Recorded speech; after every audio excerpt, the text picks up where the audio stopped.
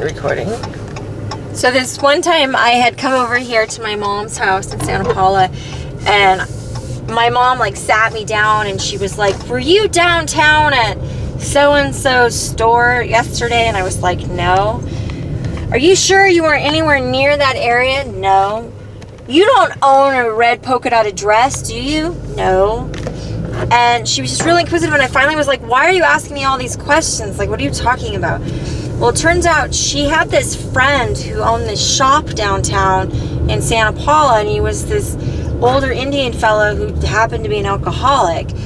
But he had gone to my mom's house and freaked out on my mom and told her that I had broken into his shop and he had walked in on me having some orgy with these people, and I was wearing a red polka-dotted dress, and he was dead sure it was me.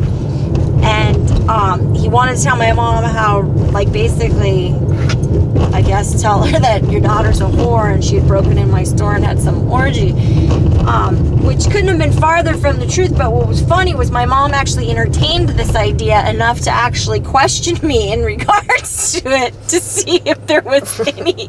Very vaguely. Do you have a polka dot dress? To see if there was any possibility there could be any truth to the story. And then she was like, "Well, maybe, you know, are you sure you don't own anything like that? Because maybe he saw you in the area and got confused." And I was just like, "No, I don't know what you're talking about." But it just seems really odd.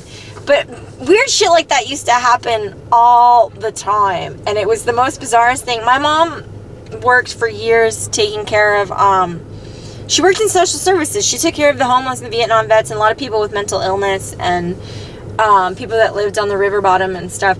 So it was just like, and then like her boss was schizophrenic, and so she always had crazy, my mother always is drawn to the really crazy people because they're the most like colorful and eclectic, and she really, really befriended a lot of them. But it was interesting because occasionally she would entertain some of these delusions, and you would get questioned or grilled about it, and they never really truly made sense to me whatsoever.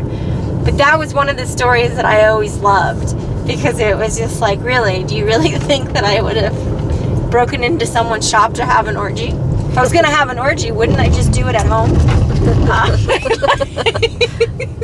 And what's up with the red polka-dotted dress? Seriously.